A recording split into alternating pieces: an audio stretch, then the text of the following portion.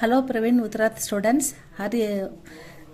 நம்ம வந்து ஹரியாவுது அயோத்தியா சிங் உபாத்யாய் ஹரியாவுது எஸ்ஏ படிக்கும்போது பாதியிலே வந்து மெமரி க்ளோஸ் ஆகிடுது. அதனால் வந்து அதை வந்து பாதி வீடியோவாகவும் மீதியை வந்து இன்னொரு வீடியோவாகவும் போட்டிருக்கேன். இது பார்ட் 1, இது பார்ட் 2ன்னு பாருங்கள். அது பார்ட் 1 இருக்கட்டும். மீதியை வந்து ஹரியாவுது பார்ட் 2 அப்படின்ற தலைப்பில் போடுறேன். இதை கண்டினியூ பண்ணி இதை முடிச்சுக்கோங்க. இது வந்து உங்கள் உங்கள் புக்கில் சரவணா கைடில் 152ல் இருக்குது பாருங்கள். அயோத்தியா சிங் உபாத்யாய் ஹரியாவுதோட எஸ்ஏவோட மீதி பகுதி. இந்த போயம் கொடுத்துருக்காருல்ல, அதை பாருங்கள். பூல்கர் வே தூசரோं का मुंह कभी ताकते नहीं. மறந்து கூட மற்றவங்க முகத்தை அவங்க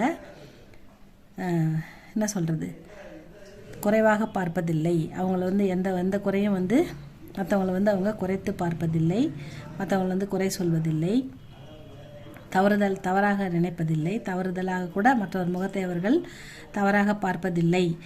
பூல்கர் வே மறந்து கூட தூசரோं का मुंह மற்றவங்க முகத்தை அவங்க தவறாக பார்ப்பதில்லை. ஜோ கி अंश के चना अंश के चबा लेने हैं लोह का चना. அதாவது அவங்க இந்த கர்மவீர் லோகு கா சனா இரும்பினால் ஆன பருப்பாக இருந்தாலும் அதை வந்து சிரித்த முகத்துடன் மென்று விடுவார்கள். சபான்றது மெல்றது, சபால மென்று விடுவார்கள்னா கஷ்டமான வேலையாக இருந்தால் கூட அவங்க புன்னகையோடு செஞ்சிருவாங்கன்றதுக்கு தான் லோகுகா சனா இரும்பினால் ஆன பருப்பாக இருந்தாலும் அங்ஸ் சிரித்து கொண்டே சபாலேனேக மென்று விடுவார்கள். அத்தகைய உறுதியான மனநிலை உடையவர்கள் கட்டின் குச்சுபி நகி, அவங்களுக்கு எதுவுமே கடிதமானதில்லை. இப்படிப்பட்ட மனநிலை உள்ளவர்களுக்கு கட்டின் அப்படின்னு சொல்கிறது எதுவுமே இல்லை. ஜீமே எகு டனா, அதை எளிமையாக செஞ்சு முடிச்சிடுவாங்க.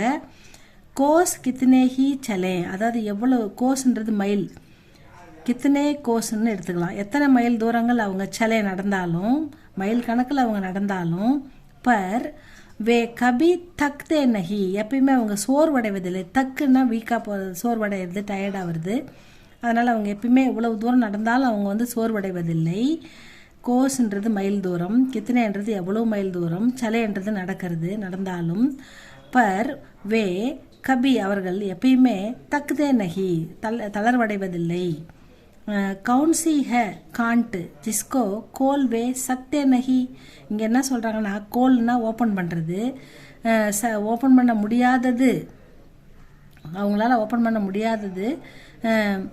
எந்த முடிச்சுன்னா ஏதோ ஒரு முடிச்சு வந்து அவங்கள இந்த கர்ம வீரரால் அவுக்க முடியாத முடிச்சுன்னு ஏதாவது இருக்குதா அப்படின்னு கேட்குறாரு. கவுன்சிக காண்ட்டு எந்த முடிச்சு அவங்களால அவுக்க முடியாது. ஜிஸ்கோ கோல்வே சக்தே நகி, கர்ம வீரரால் அவிழ்க்க முடியாத முடிச்சுன்னு எதுனா இருக்குதா அப்படின்னா, கர்ம வீரரால் செய்ய முடியாத கஷ்டமான காரியம்னு எதுனா இருக்குதா அப்படின்னு கேட்குறாரு.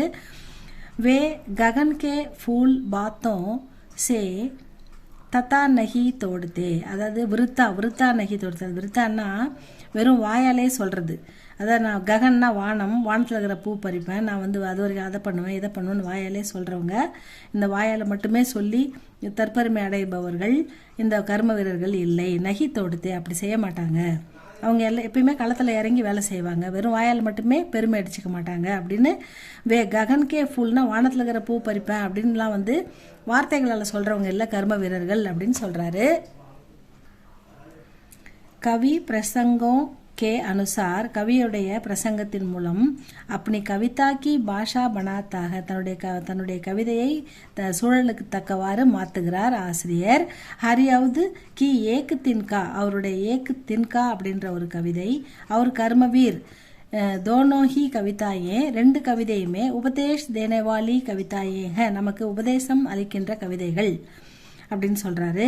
இஸ்லியே இதனால் இன் கவிதாவோமே இந்த கவிதைகளில் ஹரியாவுதுனே உப்மா உத்பிரேக்ஷா ஆதி அலங்காரம் கா பிரயோக நகி கியாக. இது வந்து அட்வைசபிள் அதாவது உபதேஷ் தேனேவாலி கவிதான்றதால ஹரியாவுது வந்து இதில் உப்மான்னா ஒப்புமை, ஓமை, உத்பிரேக்ஷான்றது உருவக அமைப்பு, உருவம், அதாவது ஓமை உருவகம், இது ரெண்டு அலங்காரமும் அவர் இதில் பிரயோக நகிக்கையை யூஸ் பண்ணலை, இந்த பயன்படுத்தலை இந்த கவிதையில். ஏன்னா இது உபதேசாத்மக கவிதை அப்படின்னு சொல்லிட்டாங்க. உபசங்கார். முடிவுரைக்கு வந்துட்டோம். கவி அறியவது கி ஷமதா அனோகி ஹை. ஷமதான்னா திறமை. கவிஞருடைய திறமைக்கு வந்து அளவே இல்லை, ஒப்பற்ற திறமைசாலி.